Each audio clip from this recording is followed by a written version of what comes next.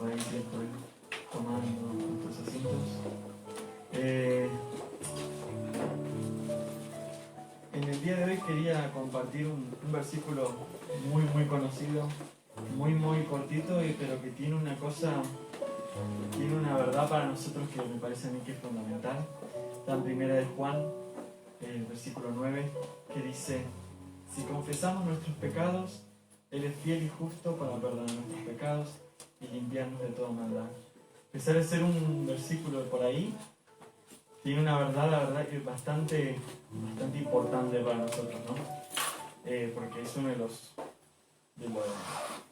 bases en lo que creemos, ¿no? Creemos en que Dios mandó a su Hijo para morir por nosotros y que ese sacrificio fue suficiente para limpiarnos de toda maldad. Que en su nombre podemos confesar nuestros pecados y podemos ser limpios. Que no necesitamos un sacrificio de carne, no necesitamos andar buscando ahí un cordero de por ahí para poder ser limpios, sino que cada día podemos acceder a Él mediante la oración, pedir perdón y recibir ese perdón. Y saber que Él nos perdona. Para mí me parece muy importante. Así que en esta mañana quería que pudiésemos concentrarnos en esta cualidad del Señor, ¿no? En su fidelidad. En que podamos agradecer su fidelidad, porque Dios no nos perdona nuestros pecados un día y al otro día dice: no te conozco, ¿quién eres? Sino que está ahí siempre con paciencia, moldeándonos, y saber que podemos acceder a Él en todo tiempo y que Él nos sigue amando es maravilloso. Así que podamos darle gracias a Dios por esta fidelidad, que podamos ser agradecidos y que podamos declarar también su fidelidad. Así que nada, creo que con este espíritu vamos a entrar en la alabanza en esta mañana. Oramos. Señor, muchas gracias, Señor. Muchas gracias, Señor, por tu fidelidad. Gracias, Señor, por tu misericordia, Señor. Gracias por el amor que nos has mostrado, Señor. Gracias por tu infinito amor, Señor, porque murió una persona completamente inocente y libre de pecado, Señor, por nuestras transgresiones, Señor, por nuestras faltas, Señor. Pero gracias, Señor, porque nos has dado el privilegio de ser hijos tuyos, Señor. Nos has dado el privilegio, Señor, de ser limpios, Señor. Y nos has dado el privilegio, Señor, de la vida eterna, Padre. Muchas gracias, Señor, por este regalo tan inmenso, Señor. Que podamos darte gracias por eso más a menudo, Señor. Que podamos recordarlo más a menudo, Señor. Gracias, Señor, te damos en esta mañana. En tu nombre, Jesús. Amén. Les invito a que podáis estar bien.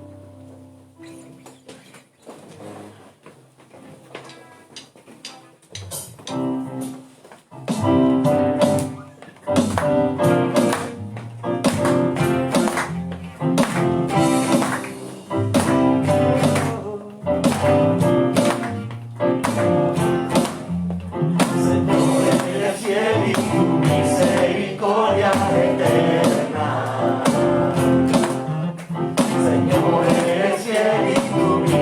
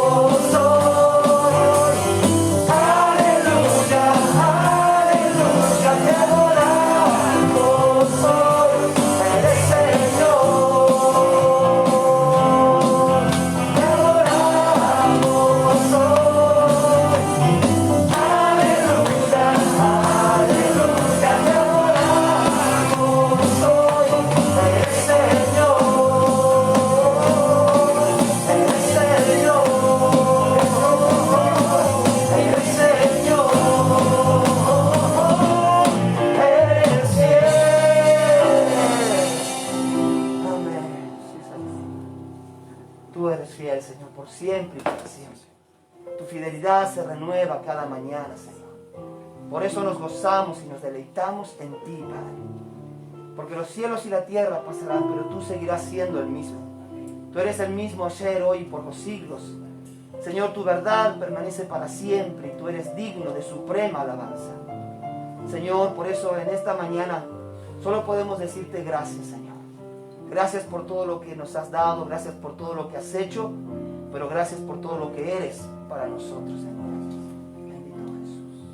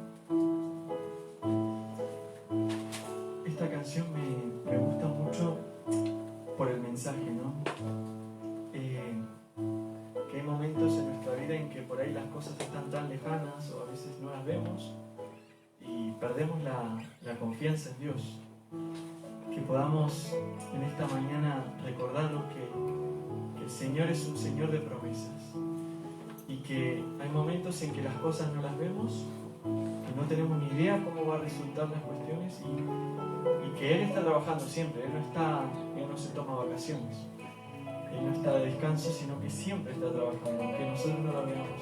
Y esto es lo que habla esta canción, que podamos renovar nuestras esperanzas en la fidelidad de Dios y en el que Él está obrando.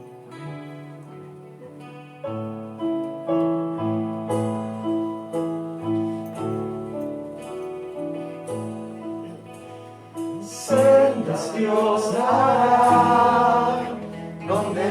piensas que no hay, Él obra de maneras que no podemos entender. Él me guiará, a su lado estaré, amor y fuerzas me dará, un camino hará donde no lo hay. Sendas Dios hará donde piensas que no hay. Él obra de maneras que no podemos entender. Él me guiará, a su lado estaré, amor y fuerza me dará, un camino hará donde no lo hay. Un camino en la soledad me guiará, y agua en el desierto encontraré. La tierra pasará, su palabra eterna es. Él hará algo nuevo. Sendas Dios hará donde piensas que no hay. Él obra de maneras que no podemos entender. Él me guiará, a su lado estaré, amor y fuerza me dará, un camino hará donde no lo hay.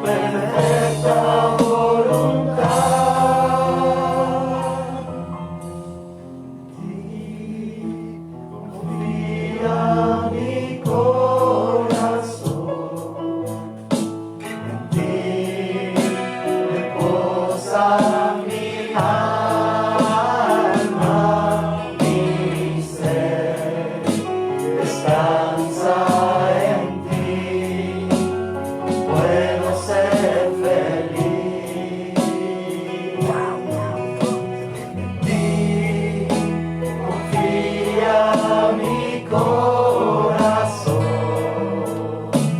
en ti reposa mi alma, mi ser descansa en ti, puedo ser feliz, porque sé que estás obrando tu perfecta voluntad en mi vida. Estás obrando tu perfecta voluntad.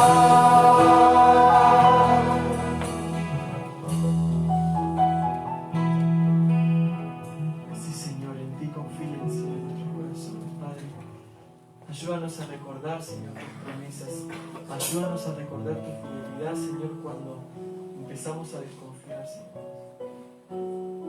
Señor, perdónanos, Padre, porque hay momentos en que pensamos que nosotros podríamos hacerlo mejor. Hay momentos, Señor, en que pensamos que si nosotros hiciéramos o planeásemos las cosas, Señor, saldrían mejor, Padre. Pero tu voluntad, Señor, es perfecta, Padre, mejor que cualquier cosa que podamos pensar nosotros. Padre, tú eres grande, Señor, en ti queremos confiar.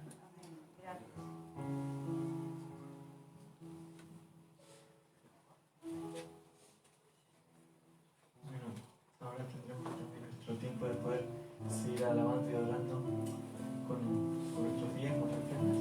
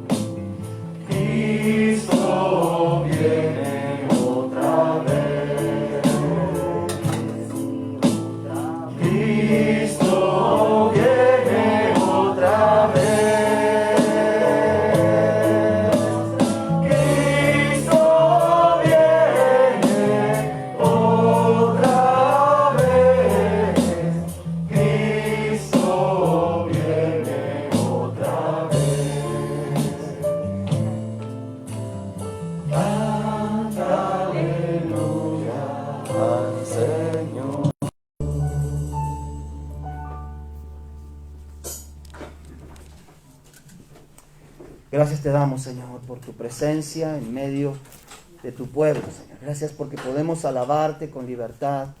Gracias, Señor, porque tú eres nuestro Rey, nuestro Salvador. Y cantamos con gozo, Señor, a tu nombre, porque tú lo mereces. En el nombre de Jesús. Amén. Amén. Bienvenidos, hermanos. Bienvenidos a los que van volviendo de vacaciones. Qué bueno poder vernos nuevamente. Así que nos gozamos en el Señor de estar juntos. Amén. Amén. Muy bien. Hoy es un domingo especial. Bueno, como cada primer domingo, o por lo general el primer domingo, solemos compartir la cena del Señor. Y yo creería que más o menos debo haber compartido la cena del Señor unas 2000 veces en mi vida cristiana. Esto se dice rápido, pero hay acumulados allí unos cuantos años, unos cuantos meses. 2000 veces compartiendo el mismo momento, los mismos símbolos. Y bueno, la realidad es que al llegar al Señor y dar mis primeros pasos en la iglesia, miraba con cierto asombro este momento, ¿no? De repente, un primer lunes, había en la iglesia, claro, yo recién llegaba, nunca había ido a una iglesia evangélica, y el primer lunes del mes apareció una mesa puesta allí, aparecieron personas de la congregación que con mucho gozo y con mucha reverencia empezaron a compartir estos elementos. Yo había participado de la comunión en algún momento en la iglesia católica, me había tocado hacer esa larga fila que se ponía uno atrás de otro para recibir la hostia del cura, no el vino, porque ese se lo tomaba solo él, ¿no? Pero bueno, para recibir la hostia, pero la verdad es que todo ese tiempo para mí no tenía mayor significado, casi lo veía como un acto más para poder agradar a Dios, ¿no? A ver, ¿de qué manera Dios no se enojaría conmigo y me castigaría por mis faltas, por mis transgresiones? Entonces para mí era como casi un rito más dentro de lo que era la liturgia allí en la iglesia. Pero ahora, claro, en mi nueva vida en la fe, esto lo veía de una manera diferente. No comprendía del todo lo que significaba, pero sí veía que la gente participaba con gozo, con reverencia, y que le daba sentido al participar de la cena del Señor. No era esa rutina de domingo tras domingo, sino que era un tiempo especial. Yo notaba que aún para los hermanos de la iglesia era un tiempo especial. A lo largo de mi discipulado me fueron enseñando lo que estos elementos tan terrenales y naturales, lo que este pan y este vino ya no era un pedazo de masa sagrado que no lo podías morder, porque si lo mordías corrías el riesgo de morderle el dedo meñique a Cristo, ¿no? Porque bueno, se transformaba. Ya no era un momento que solamente se vivía de esa manera, sino lograr entender que a través de estos símbolos yo formaba parte de un cuerpo. Cuando el primer domingo que me invitaron a participar de la cena del Señor fue un domingo especial para mí, porque yo veía mes tras mes, algunos meses, que la gente participaba y bueno, pues yo como no sabía muy bien, no entendía mucho, pero después que me enseñaron, me hicieron compartí el discipulado, aprendí acerca de las primeras verdades de la vida espiritual, un domingo me invitaron a compartir la cena. Y eso fue para mí, ya les digo, a partir de ahí hasta ahora creo que la he compartido 2000 veces. Y eso fue para mí un momento precioso, porque me sentía integrado a la comunión de los otros que compartían. Ya no me sentía solamente como un invitado a ese lugar, sino que ahora yo compartía con ellos ese momento tan especial. Entendía en el espíritu que éramos un cuerpo allí en ese tiempo. Como decíamos, pasaron más de 2000 cenas. Muchas de ellas, claro, compartidas en mi iglesia madre, donde conocí al Señor, y muchísimas de ellas en la iglesia en la cual pastoreé. Pero otras he compartido cenas del Señor en diferentes países. He compartido cenas del Señor en diferentes culturas, con hermanos de diferentes idiomas, en Europa o en África o en diferentes países de América. He compartido cenas del Señor en retiros y campamentos. He compartido este momento en hogares y he compartido este momento aún en hospitales, compartiendo con personas que estaban en su lecho este momento tan especial. Así que para mí ha sido siempre un momento muy significativo compartir la cena del Señor. Y aquí hoy este primer domingo de septiembre, bueno, tengo que recordar también, hoy hemos compartido 60 cenas juntos nosotros. En estos últimos 5 años fueron 60 veces las que hemos compartido juntos el pan y el vino. Y no voy a decir como Jesús que la volveremos a comer juntos cuando el reino venga, pero quizás pasen varios años hasta que podamos volver a hacerlo juntos. Entonces para mí hoy también es un domingo significativo, especial, y aunque el sentido del pan y del vino sigue siendo el mismo, para mí este domingo es realmente especial. Porque es sentirnos ese cuerpo, ese mismo cuerpo que sentí hace 40 años. Esa misma sensación que sentí al compartir juntos con los hermanos hace 40 años atrás, es el mismo sentir que podemos tener ahora. Que somos un cuerpo, más allá de los tiempos y de las distancias y de lo que nos pueda separar, porque eso he sentido cada vez que comparto estos elementos. Claro, al pensar en la cena del Señor nos encontramos con una gran variedad de formas y de tradiciones, ¿verdad? Hay muchas maneras. Algunos lo hacen todos los domingos. Otras iglesias lo hacen una vez por mes y otras iglesias inclusive lo hacen hasta una vez por año. Hay diferentes formas de expresarlo. Algunos comparten el pan y la copa en porciones pequeñas, como lo hacemos nosotros. Pero otros lo comparten en una sola copa y de un solo pan van cortando trocitos. Diferentes maneras. Algunos lo hacen solamente con aquellos que están registrados en su membresía y otros invitan a los creyentes que están congregados ese día a participar de la misa. Diferentes formas. Eso tiene que ver con las tradiciones, con las costumbres, con los usos y costumbres. Ni buenas ni malas. Usos y costumbres. Pero las verdades en cuanto a la cena, eso tenemos que ir ya entonces a la palabra. Porque esos principios entonces tienen que ser para todos nosotros igual. Es interesante que el apóstol Pablo fue quien dio instrucciones concretas o bastante concretas a la iglesia de Corintio. Y lo interesante es que el apóstol Pablo fue el único de los apóstoles que no estuvieron en la última cena. O sea, Pablo no comparte desde lo que él vivió en el aposento alto, sino desde la revelación de Cristo. Porque él comienza allí en 1 Corintios 11, dice, porque yo os enseñé lo que recibí ¿de quién? Del Señor. Pero él no había estado con el Señor en carne y hueso, él no estuvo en las clases prácticas de lavamientos de pies, como nos menciona allí el Evangelio de Juan. Así que lo que Pablo transmitía, él lo había recibido directamente de revelación de parte de Cristo para enseñarlo a la iglesia. Y esto me hace pensar, ¿qué tan importante era este momento para el Señor? Que fue una de las cosas que le reveló a Pablo, ¿no? Que no quiso ni siquiera que se la enseñaran otros apóstoles, ni que Pablo lo tomara de la práctica de los usos y costumbres. Esta fue una verdad tan importante, era tan importante para el Señor este momento, que la iglesia debía compartir, que se la reveló directamente al apóstol Pablo, para que él lo enseñara en la iglesia.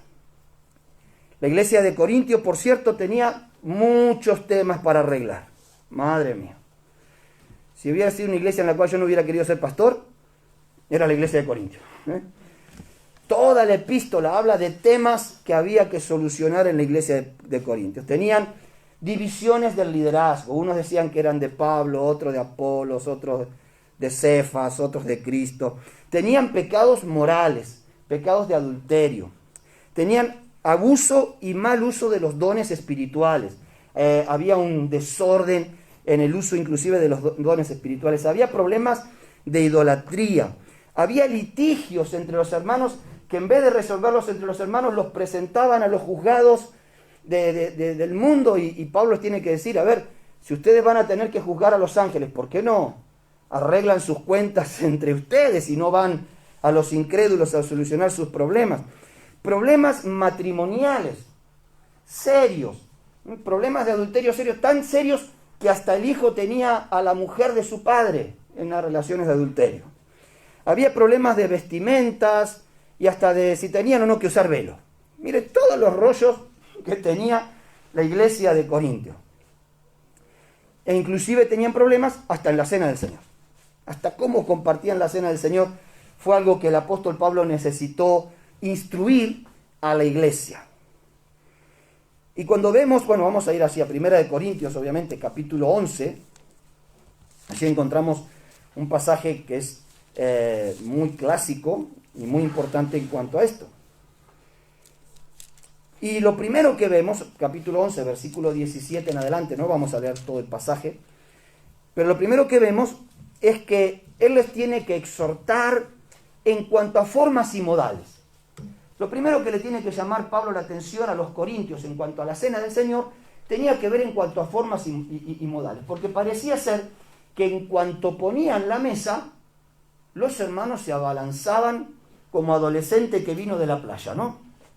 No sé si tuvo una vez.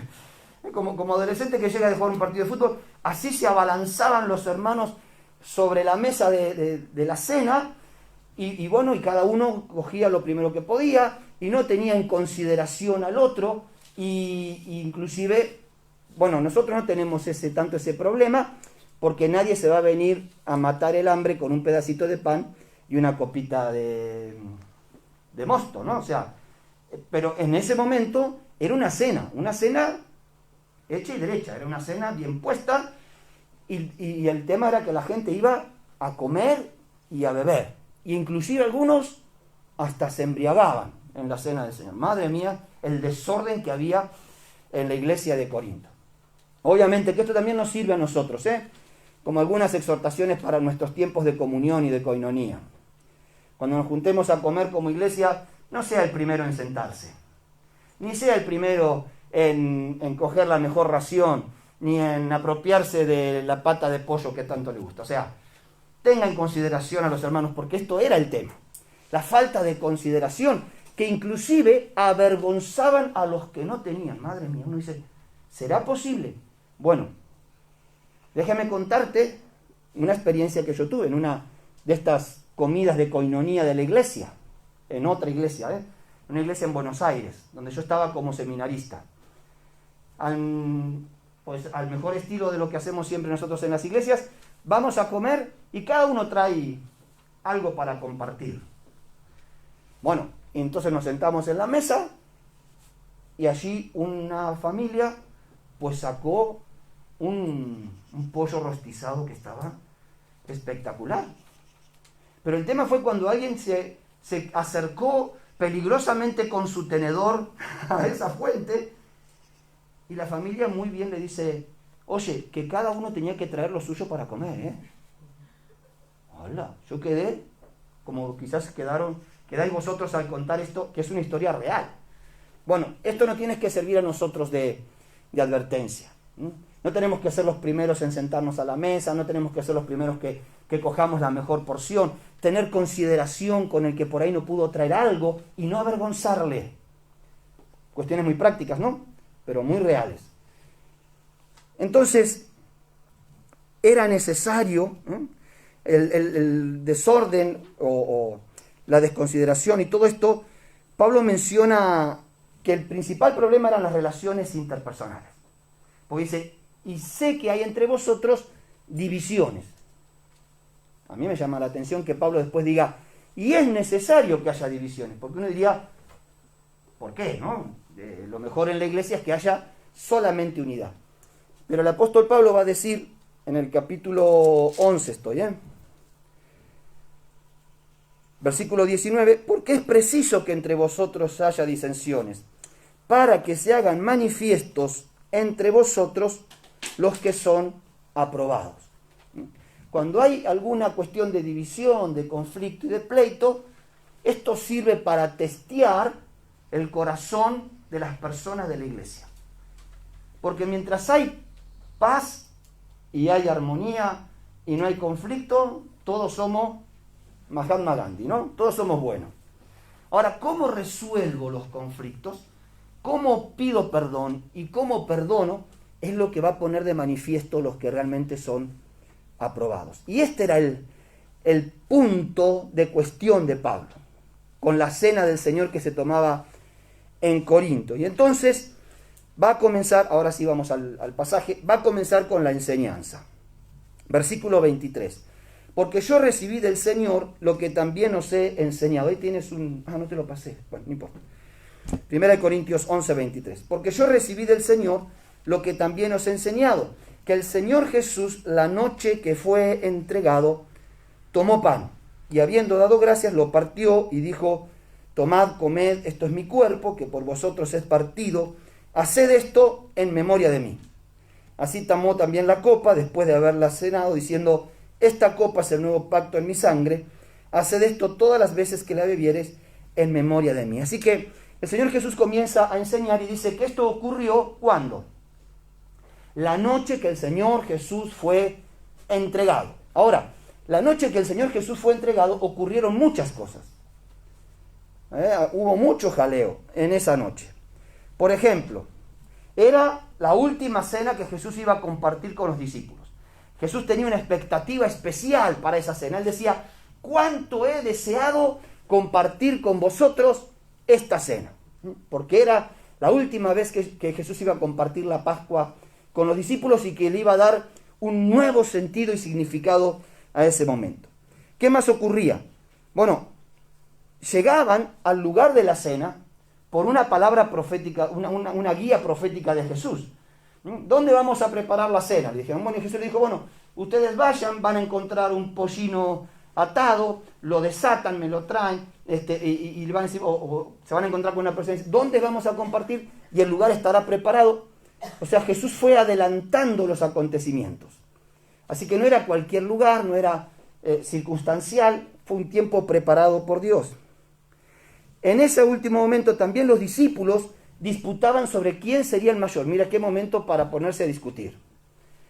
Jesús estaba pensando cómo iba a ser, cómo iba a dejar a ese grupo de discípulos, porque él partía y entre ellos ya estaban viendo a ver quién se quedaba con el mejor cargo.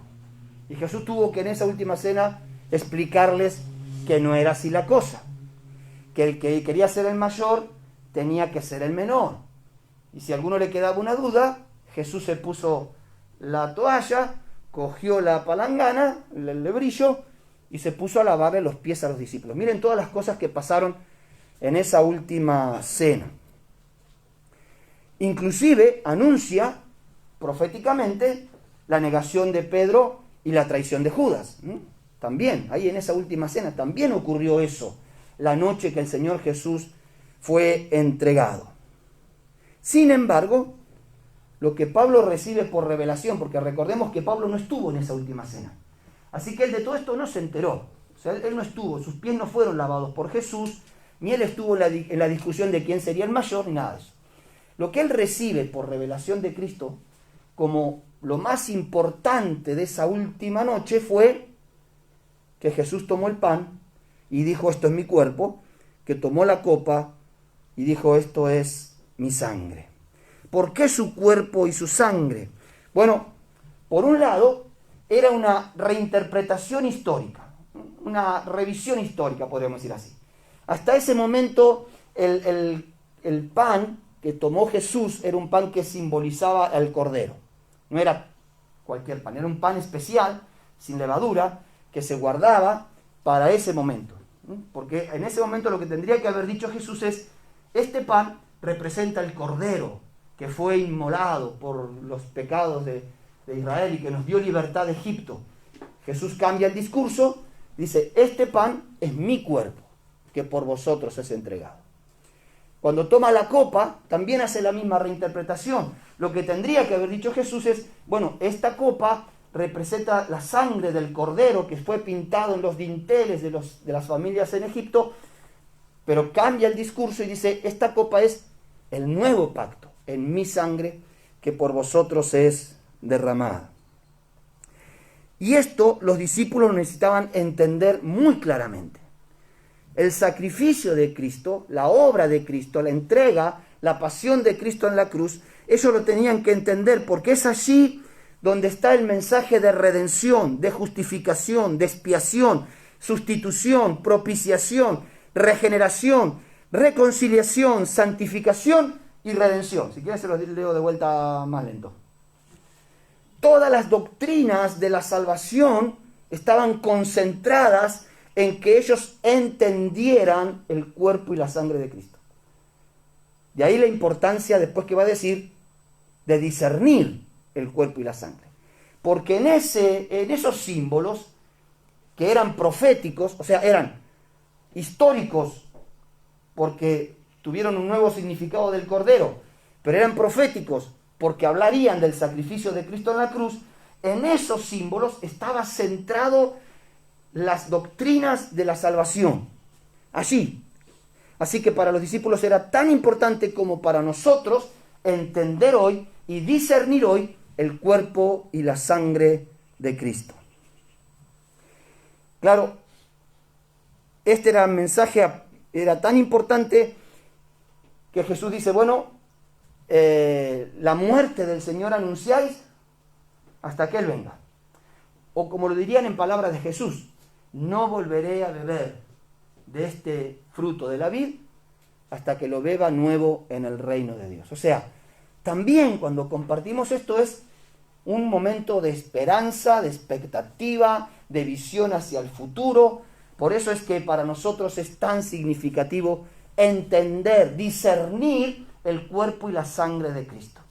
Nos hablan a nosotros, nos hablan al pasado, a la obra de Cristo en la cruz, pero también nos hablan al futuro, al momento que lo volveremos a beber con Jesús en su reino. ¿Cuántos dicen amén? Amén. Yo anhelo esperar ese momento, porque en ese momento tomaré la cena también con Pablo, y con Pedro, y con Santiago, y con todos los creyentes que durante todos estos años han abierto su corazón a Cristo. Ahora, mientras la iglesia seguía cumpliendo y obedeciendo este mandamiento, Pablo tiene que advertirles de algunas cosas importantes. Y va a decir así: de manera que cualquiera que comiere este pan y bebiere de esta copa del Señor indignamente, será culpado del cuerpo y de la sangre del Señor. Por tanto, pruébese cada uno a sí mismo y coma así del pan y beba de la copa. Porque el que come y bebe indignamente, sin discernir el cuerpo del Señor, juicio come y bebe para sí. Por lo cual hay muchos enfermos y debilitados entre vosotros, y muchos duermen. O sea, la advertencia de Pablo era muy fuerte y era en función de evidencias reales de lo que estaba ocurriendo. O sea, Pablo no dice, el que lo hace le podrá ocurrir. No, dice, hoy en día, ahí, en medio de vuestra congregación, hay algunos que están enfermos y otros que duermen. Ya saben lo que significa que estuvieran dormidos, ¿no? Que habían muerto por no considerar estos principios. O sea, el tema era realmente serio. Como tan serio era que la gente entendiera estos principios. Así que, ¿cuál era el punto? Que no lo tenían que hacer indignamente, si no serían culpables del cuerpo y de la sangre. Ahora, ¿qué significa esto? Es una gran pregunta. Bueno, quisiera compartir primero lo que no significa. Lo que no significa beber indignamente. Principalmente, no tiene que ver con nuestro nivel de santidad. Beber o comer la copa del Señor indignamente no tiene que ver con cuántos pecados cometí en la semana.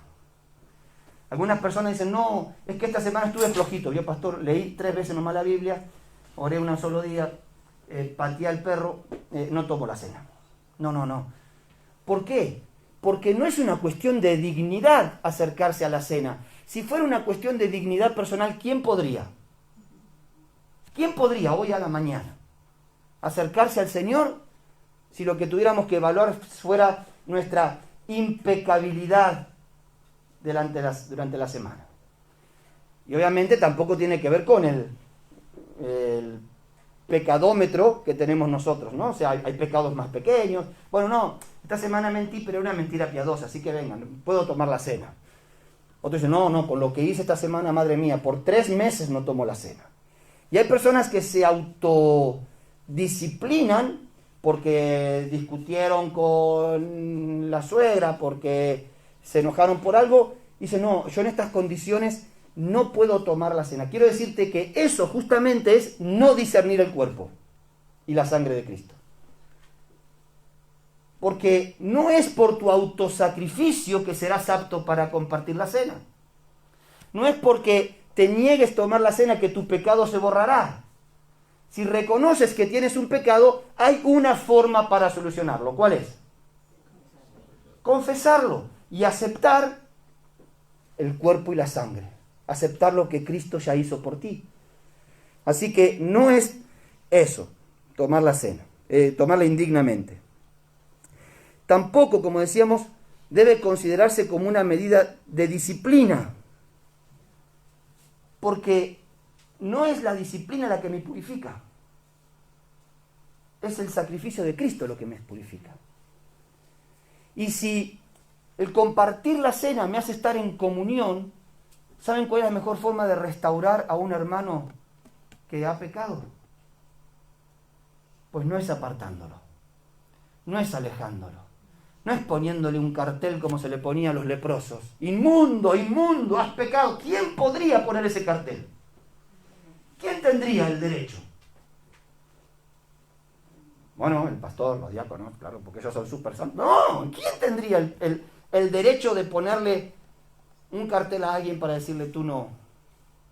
Entonces, no tenía que ver con una medida de disciplina. De hecho, yo creo que mientras más integrado está una persona al cuerpo, más posibilidades tiene de restauración, de sanidad y de paz con Dios. Tampoco el texto hace referencia a si las personas tenían que estar bautizadas o no, más allá de las tradiciones denominacionales. No es un punto que se pueda atribuir a la indignidad. Porque, a ver, ¿dónde está el ladrón que murió en la cruz cuando Jesús fue crucificado? Que se arrepintió, ¿no? Hay dos. El que se arrepintió, ¿dónde está? En el paraíso. Y cuando Jesús vuelva a tomar la cena, ¿lo invitará a él o lo bautizará antes? Ahora, hay otro punto aquí que es muy importante. Tendríamos que sería para otro mensaje. ¿Por qué la gente no se bautiza? Bueno, es otro tema, ¿no? Porque lo que vemos en la Biblia es que la gente, en cuanto conocía al Señor, se bautizaba. Los que conocían al Señor se bautizaban, y casi es tan simbiótico que no se puede a veces separar. Reconocían al Señor y se bautizaban, claro. Entonces era lógico que compartieran del Señor, la cena del Señor, todos los que estaban bautizados. Ahora nosotros tenemos bautismo una vez al año, hermano. ¿Cómo hacemos con los hermanos que conocen al Señor el domingo 19? Y bueno, que se esperen para formar parte de la comunión de la iglesia hasta el año que viene cuando haya bautismo. No, lo que habla de indignidad es no discernir el cuerpo y la sangre. Ese es el único punto que la palabra menciona como indignidad.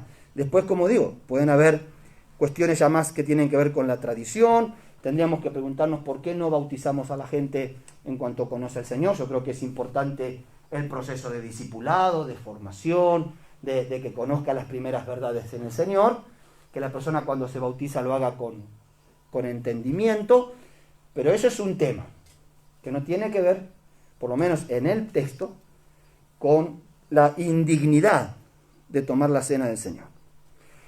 ¿A qué hace referencia entonces? Comer y beber indignamente es sin discernir el cuerpo y la sangre. Ese era el punto principal. La obra de la sangre y del cuerpo en la cruz es la clave para el perdón de pecados y ser restaurados a la comunión con Él. Por eso que entender, discernir el cuerpo y la sangre de Cristo tiene que ver con, primero, aceptar mi propia pecaminosidad. Aceptar mi pecaminosidad.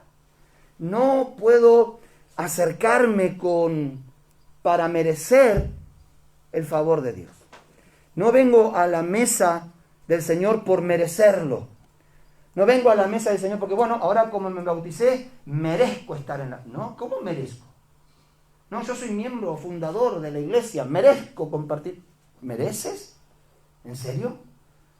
No, es que yo soy líder del ministerio, merezco. Es que termino de dirigir la alabanza, merezco. ¿Quién merece? ¿Quién merece? Porque si fuera por meritocracia, ninguno merece más. Así que lo primero que tenemos que saber es que al acercarnos a la mesa, todos nos acercamos como pecadores. Todos. Triste es que nos acercáramos creyendo que nosotros por fin somos dignos de sentarnos a la mesa. Somos dignos porque Él nos hace dignos. Somos dignos porque discernimos el cuerpo y la sangre y la obra que ha hecho en nosotros. Nos acercamos en plena humildad, gratitud y reconocimiento. Por eso que cualquier sentimiento de dignidad personal justamente nos hace ser indignos a la mesa del Señor. Tomar la cena del Señor indignamente también es cuando no mantenemos, o tomarla dignamente, es cuando mantenemos la unidad de la iglesia. ¿Por qué? Porque la iglesia es el cuerpo de Cristo. Y si yo discierno que el cuerpo de Cristo, la sangre y el cuerpo de Cristo, yo discierno lo que Él hizo, siendo uno, se partió para que nosotros, siendo muchos, seamos uno en Él, entenderíamos que cuando yo estoy en conflicto con mis hermanos y no los resuelvo, no estoy discerniendo la obra de Cristo en la cruz. Y ya saben lo que eso implica, ¿verdad?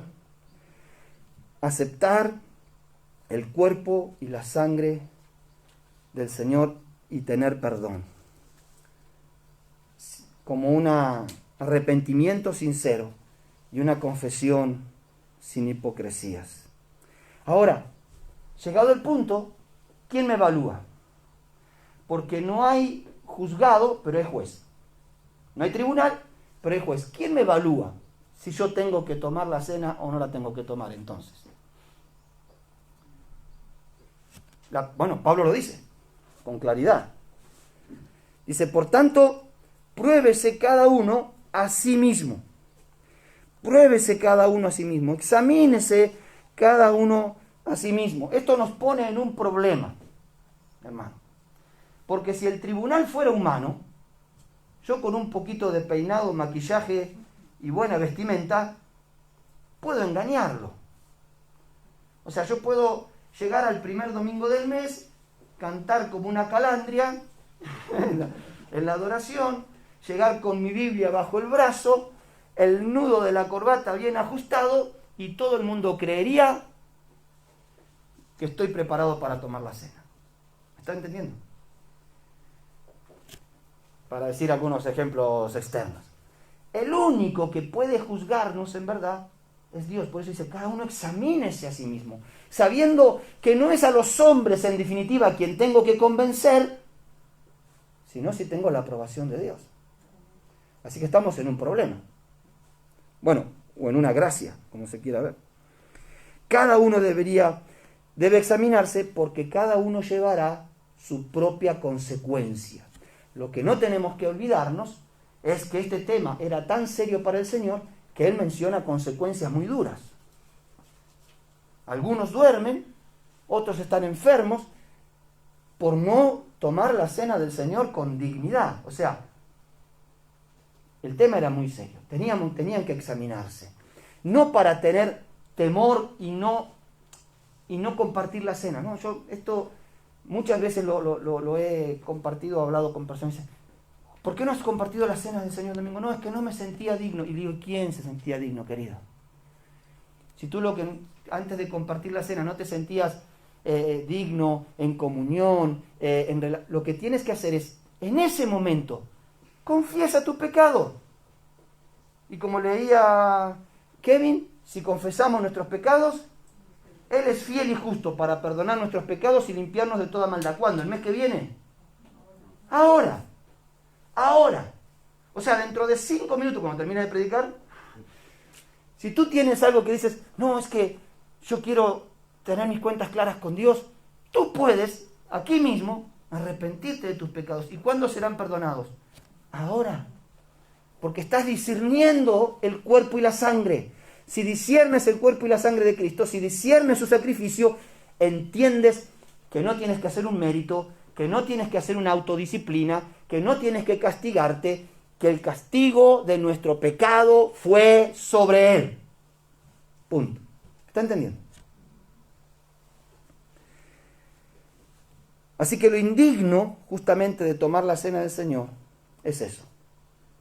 No reconocer su sacrificio por nosotros, no haber abierto nuestro corazón a Cristo, no haber aceptado al Señor como nuestro Señor y Salvador, y no reconocer que aun cuando le haya aceptado hace 40 años, sigo necesitando la limpieza de Dios en mi vida. Sigo necesitando confesar y arrepentirme de mis pecados. Y tomar la cena del Señor indignamente es no considerar las relaciones con mis hermanos, no ver a Cristo en el otro. Cristo mora en mí, pero ¿puedo ver al Cristo que mora en él? Porque mora Cristo en ti, ¿no? ¿Sí? ¿No? ¿No sabes? ¿No contestas? Sí. Pero tengo que ver el Cristo que mora en él. Y al tratarle entendiendo que es un miembro de mi propio cuerpo. ¿Quién castiga su propio cuerpo? Bueno, un masoquista, pero ¿quién en su sano juicio se anda pisando el dedo meñique del pie? Ninguno. Entonces, compartir esta última cena para mí es significativo. Porque si pudimos compartir estos 5 años es por entender el cuerpo y la sangre de Cristo. Por entender que Él es quien nos ha rescatado a todos, nos ha llamado a todos, que formamos parte de un cuerpo y que es su obra en la cruz la única suficiente para nosotros. Y quisiera que pudiéramos recordarlo a pesar del tiempo y la distancia. Que aun cuando por algún tiempo no podamos compartir esta cena, sepan que cuando lo comparten, también lo comparten con nosotros como familia allí en Argentina. Nosotros haremos lo mismo. Lo hemos hecho también este tiempo con nuestra familia en Argentina. Es un símbolo maravilloso la cena. Trasciende fronteras, funciona mejor que el wifi y nos permite sentirnos en un cuerpo en Cristo. Amén. ¿Qué les parece si oramos al Señor? Y si tú tienes algo que quieras presentar delante de Él, si necesitas confesar al Señor algo que hay en tu corazón, discierne el cuerpo y la sangre de Cristo. Discierne que su sacrificio fue suficiente. Discierne que en su sacrificio hay redención, reconciliación, renovación. Y agradece a Dios. No te alejes de la mesa, sino que acércate a la mesa en gratitud. Entendiendo que no es por nuestros méritos, sino por la obra de Cristo. Gracias, Señor, te damos. Amén. Amén. Con este sentir, vamos a compartir los elementos en esta mañana. Voy a pedir a Joaquín y Julia que puedan ayudarnos, por favor.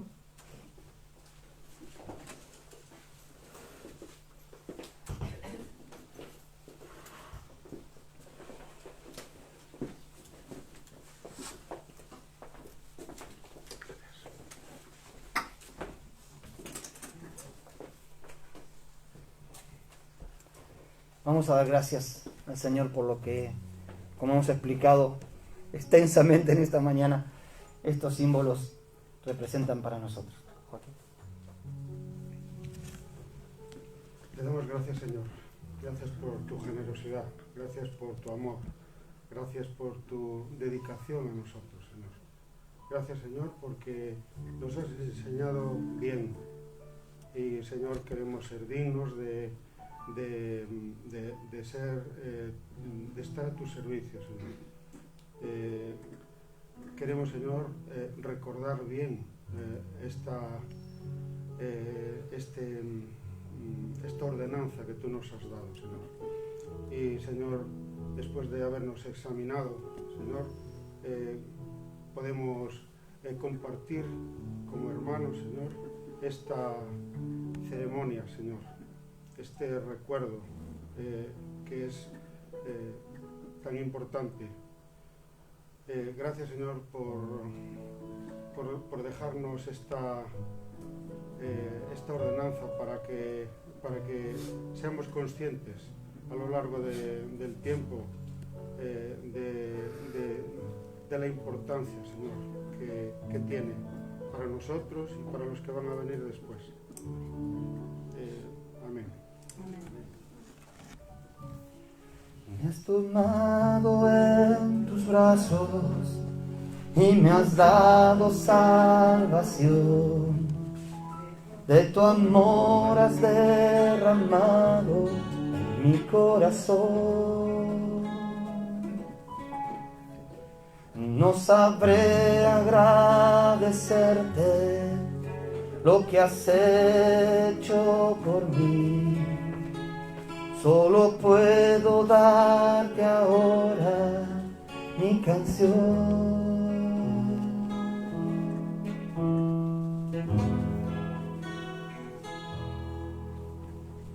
Gracias,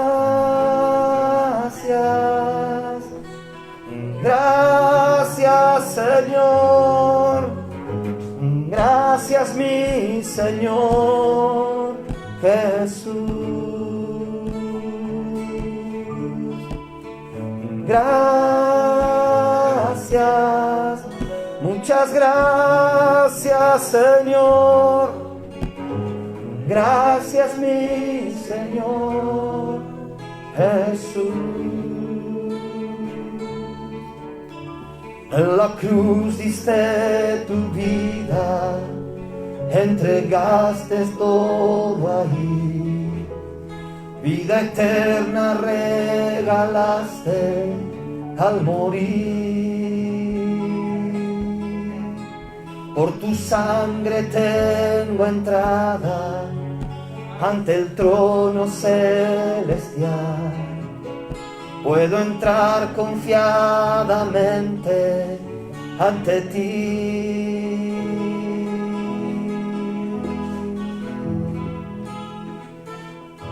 Para darte las gracias, gracias Señor, gracias mi Señor Jesús. Gracias, gracias Señor, gracias mi Señor Jesús.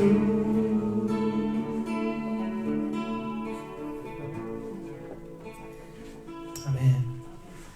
Como Pablo enseñó, la noche que el Señor Jesús fue entregado, tomó el pan y lo partió y lo dio a sus discípulos y les dijo: tomad, comed, esto es mi cuerpo, que por vosotros es partido. Haced esto en memoria de mí. Comamos.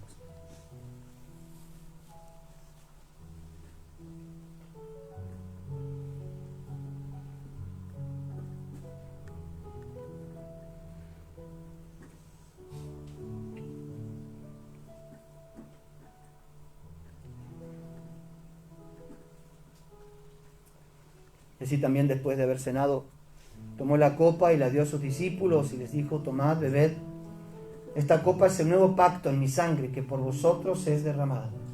Haced esto todas las veces que la bebiereis en memoria de mí.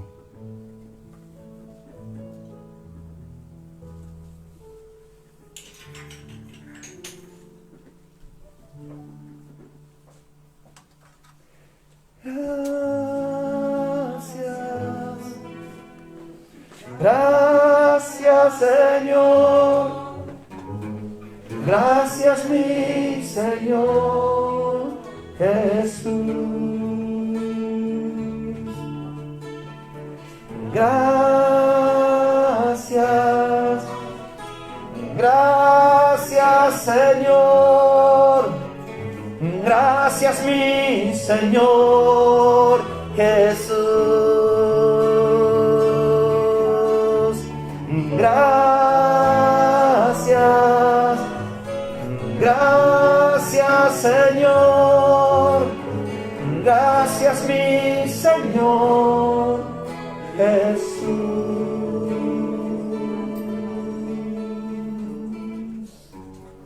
Amén.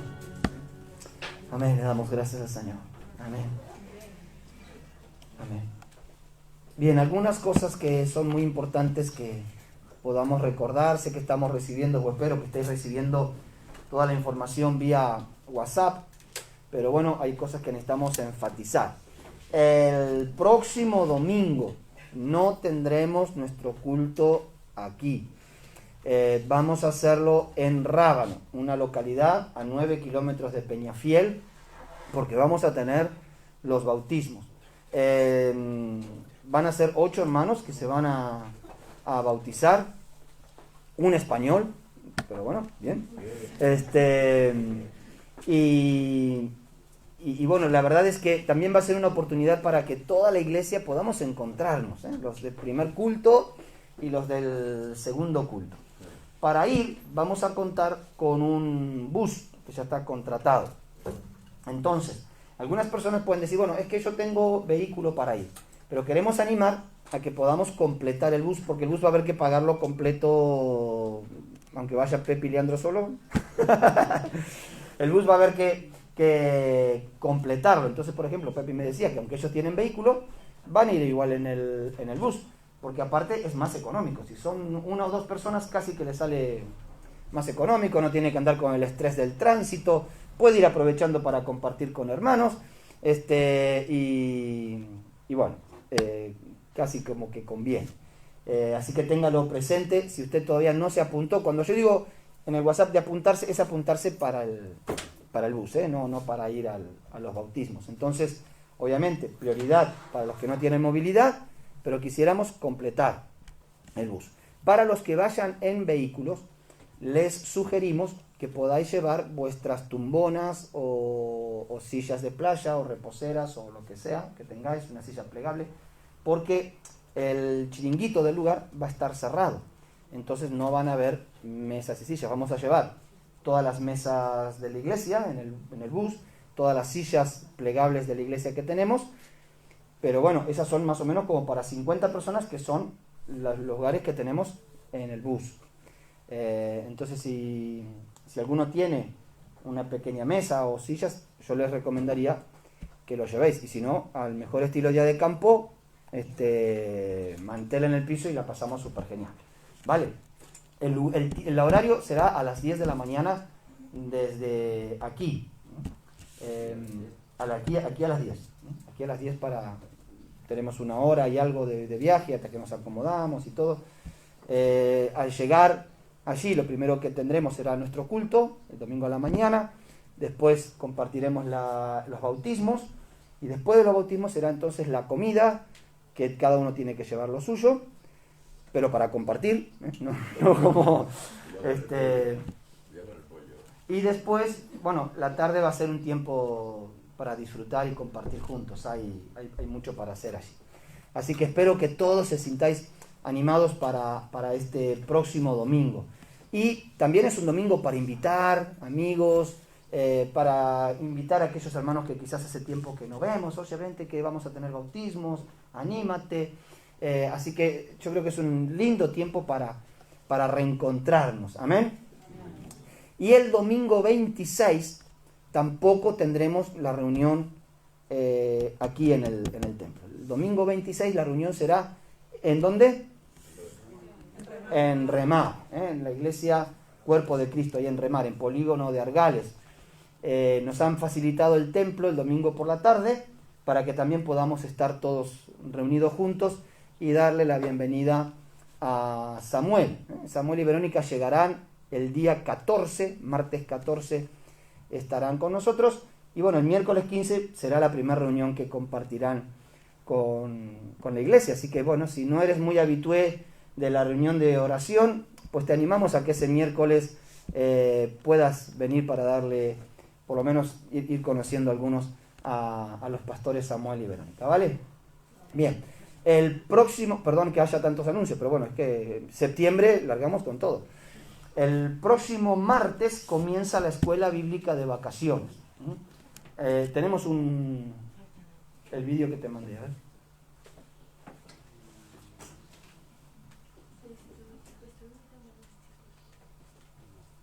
¿No lo tiene?